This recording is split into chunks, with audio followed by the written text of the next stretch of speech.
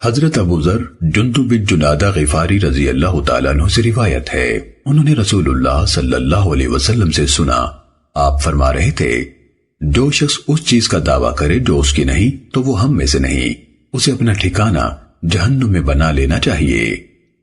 سننے ابن ماجہ حدیث نمبر 2319۔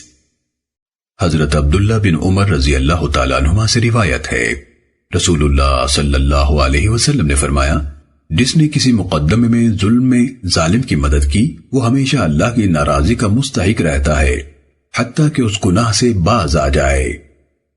سننے ابن ماجہ حدیث نمبر 2320۔ حضرت عبداللہ بن عباس رضی اللہ تعالیٰ عنہما سے روایت ہے، رسول اللہ صلی اللہ علیہ وسلم نے فرمایا، اگر لوگوں کو محض ان کے دعوے کی بنا پر ہر چیز دے دی جائے تو لوگ دوسرے افراد کے جان و مال پر دعوے کر دیں، لیکن قسم کھانا مدعا علیہ کے ذمے ہے۔ سننے ابن ماجہ حدیث نمبر 2321۔ حضرت اشعث بن قیس رضی اللہ تعالیٰ عنہ سے روایت ہے، انہوں نے فرمایا، زمین کا ایک ٹکڑا میری اور یہودی کی مشترکہ ملکیت تھا، اس نے میرا حصہ تسلیم کرنے سے انکار کر دیا، میں نے اسے رسول اللہ صلی اللہ علیہ وسلم کی خدمت میں پیش کیا تو رسول اللہ صلی اللہ علیہ وسلم نے مجھ سے فرمایا، کیا تیرے پاس کوئی گواہ ہے؟ میں نے کہا نہیں۔ نبی صلی اللہ علیہ وسلم نے یہودی سے کہا، قسم کھا۔